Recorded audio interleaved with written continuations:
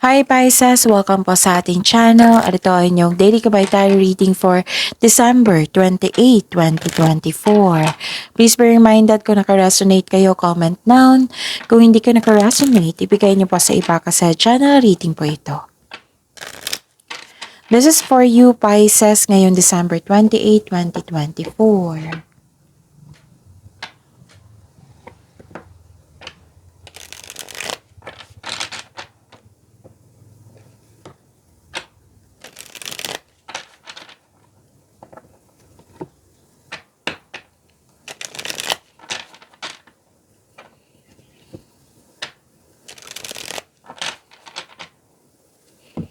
Para po ito sa inyo Pisces ngayong December 28, 2024.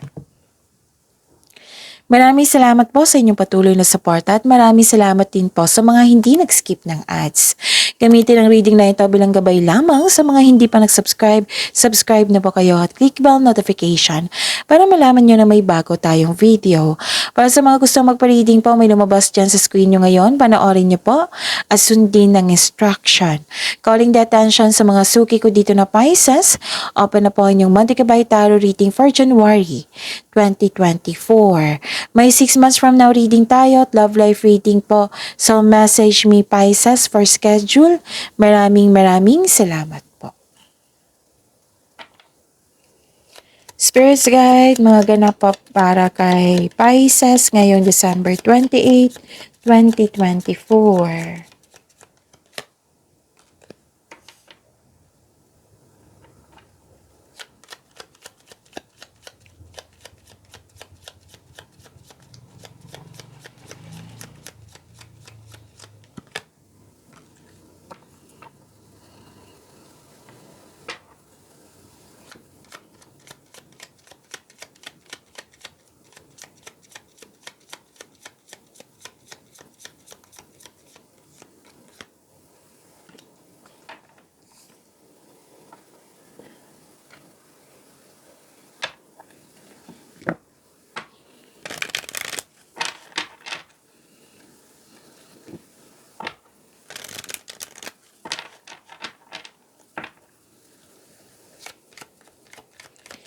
Spirits Guide, mga mensahe po para kay Pisces ngayong December 28, 2024. I need 2 cards po.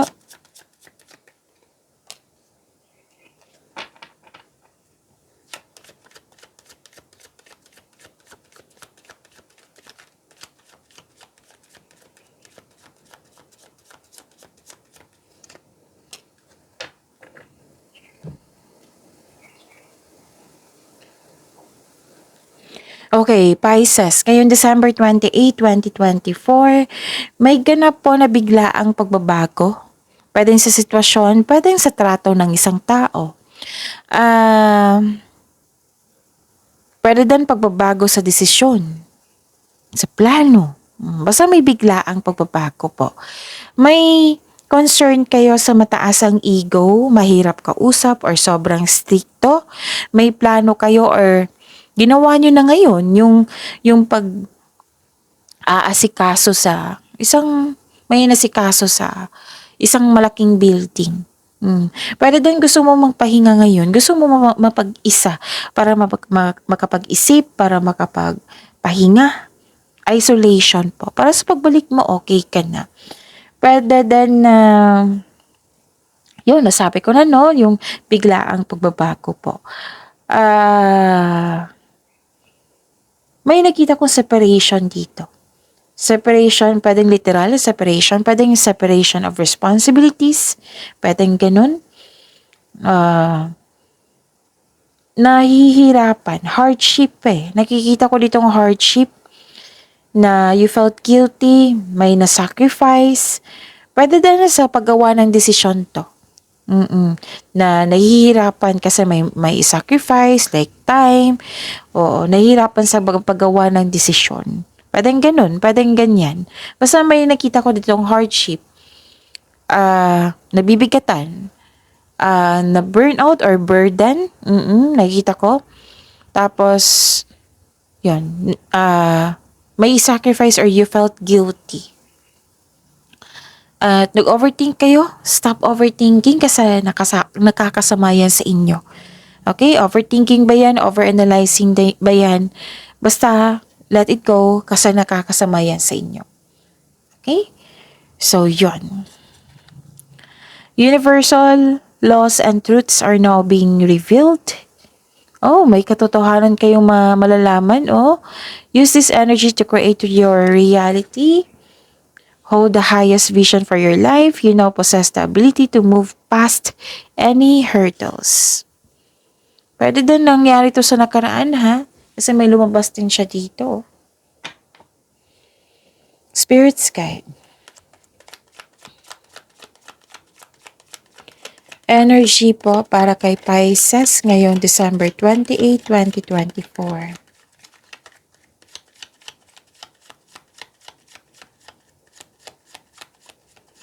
Pisces, December 28, 2024, energy po. And the clarification of this card po.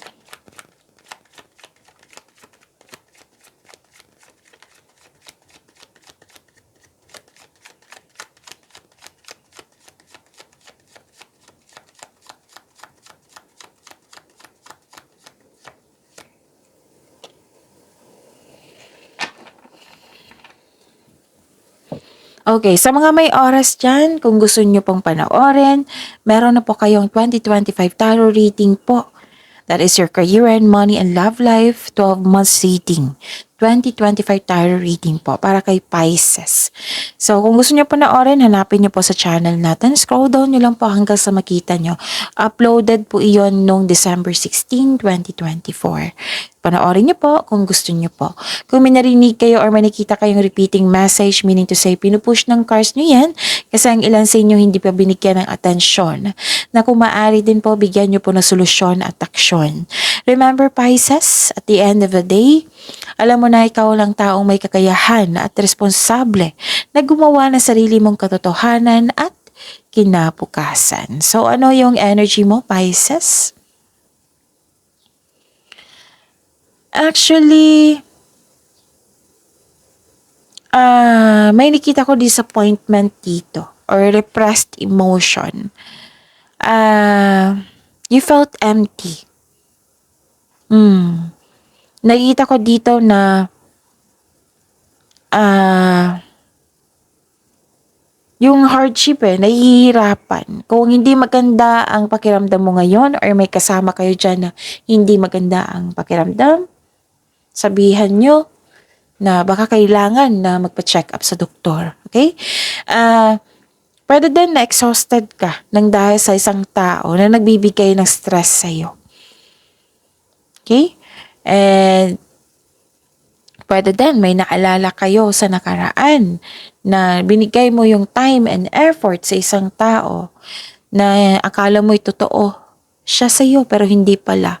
Yung parang pagsisisi dito kasi nagbinigay mo lahat sa kanya, nagbigay ka ng tiwala sa kanya. Yun pala, hindi pala siya totoo sa'yo.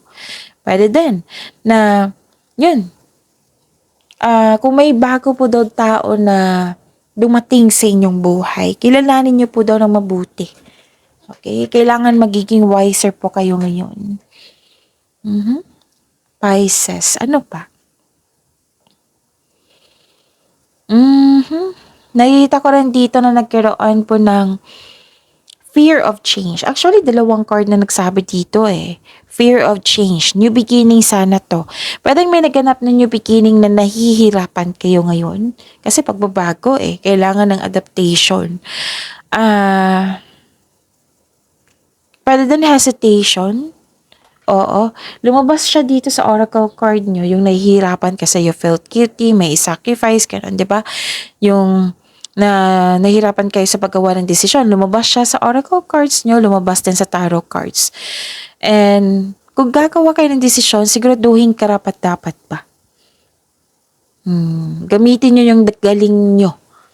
Oo, pag-isipan nyo ng mabuti, galingan nyo po sa paggawa ng desisyon. Okay? And may naramdaman kang takot ka mag-move forward. Or takot ka sa mga challenges na na-encounter mo. Or takot ka mag-move out mag-step out sa comfort zone. May plano ka na, pero parang mamaya na, ganun. You are not ready. Okay? So, yon. Spirits guide, career and money po ni Pisces ngayong December 28, 2024.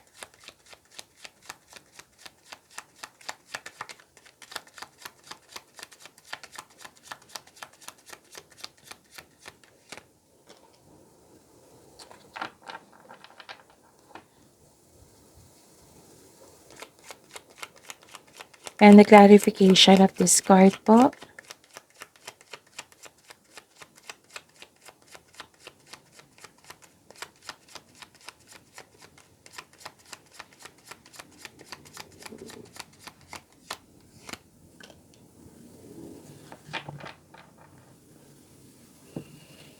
Okay. Sa career and money nyo po, Pisces, nakita ko dito yung choices, future plan, may ambisyon o ideyang gustong gawin. So this card asks you na maggawa kayo ng konkretong plano para sa hinaharap. Mag-ingat lang po kayo sa pagiging mainipin. And supportive yung isang tao para sa iyo, or may tutulong sa iyo para lumagong pa yung mga plano mo sa buhay. Isang bagong chance para sa paglago ng yung buhay karera. Kaya kumilos ka na, excited ka dito eh. Nasasabik ka. Huwag kayong mag-alala kasi you are divinely guided po. Okay? Pwede din papasok ka sa isang kasosyo, sa negosyo, or may magbigay ng puhunan sa iyo upang tulungan ka para palakihin ang iyong ideas at dalhin ang iyong mga plano sa susunod na antas. And listen to your intuition also ha, kasi it will guide you sa iyong malaking desisyon. Kung hindi nyo pa alam kung paano mag-connect sa inyong intuition, i-search nyo po sa Google on how to connect to your intuition. Kasi maraming paraan po yan. Ang iyong buhay ay patuloy na yumayabong kapag sinunod mo yung spiritual path and explore new directions. Okay, ano pa? Nakita ko dito na nagkaroon po ng may challenge sa grupo ng tao. Pwede din, family mo. Ito, basta grupo ng tao po. Feeling mo, kinokontrol ka ng isang tao or grupo ng tao para hindi masunod yung plano mo sa buhay. So, may supportive at may hindi supportive. Pwede din, may nakita ko ditong conflict over property. Okay? May takot rin. Kanina pa to eh, may takot rin na mag-level up or na mabasa sa comfort zone. If you want growth and expansion, so you have to move out from your comfort zone. Siyempre, may kasamang konkretong plano yan, Pisces. Pwedeng may tutol nga. May tutol sa inyong gusto, ideas. Kung may supportive, may hindi tutol, di ba? And please be careful and be aware kasi may nagte-take advantage sa iyo dito. Mag-ingat kayo sa taong mapanlinlang at pagnanakaw. Pwedeng nangyari na ito, pwedeng mangyayari pa lang. So, mag-ingat po. Okay? And kung money loss ito, kasi may loss eh. So, kung money loss ito, so pay attention or sa isang bagay or sa isang sitwasyon, basta pay attention kayo kasi maaring nagasta ito na wala kinuha na damage, okay? Mag-ingat na lang din kasi may tao dito na mapanlin lang pag nanakaw na may gustong kunin sa'yo. Pwedeng nangyari na ito, pwedeng mangyayari pa lang, so be careful. Check your money now. Hindi lang money, yung mga importante dyan, na importante sa'yo. Spirits guide. Love life, self-love, partnership, and romance ni Pisces ngayong December 28, 2024.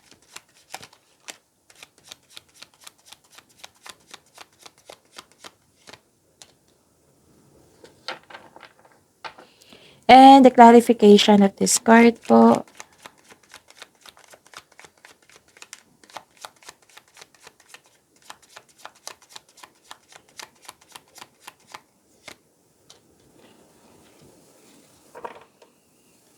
Okay. Maraming salamat po sa patuloy na tiwala at suporta sa ating channel. At maraming salamat din po sa mga hindi nag-skip ng ads.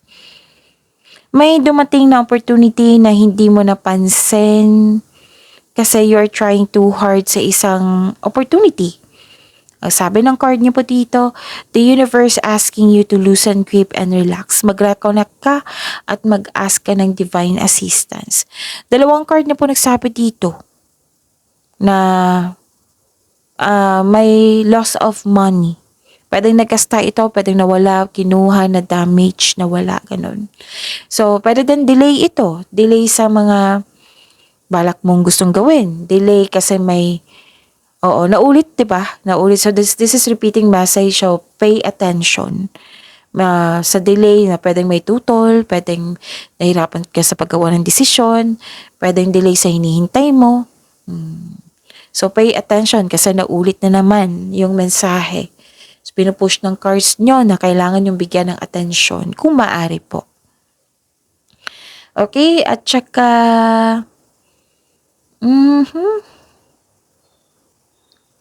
nakikita ko dito na nagkaroon po ng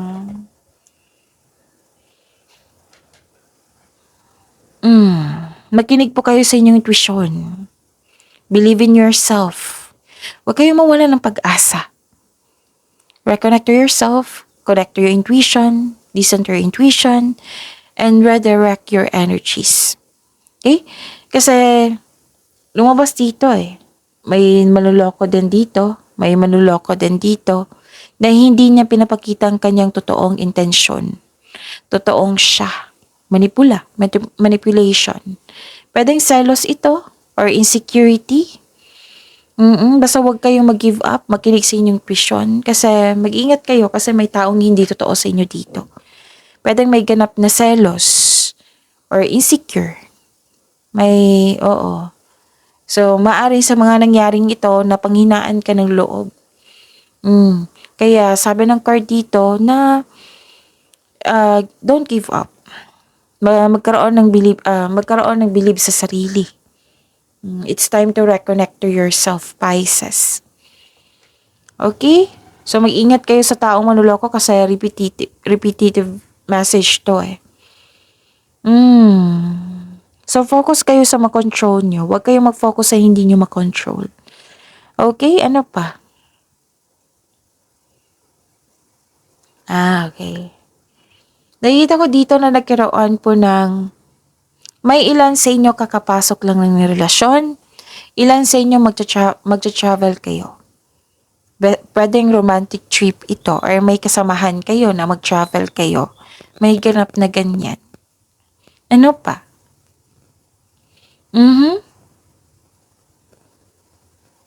Okay. Stop overthinking. Paano mag-stop overthinking, overanalyzing?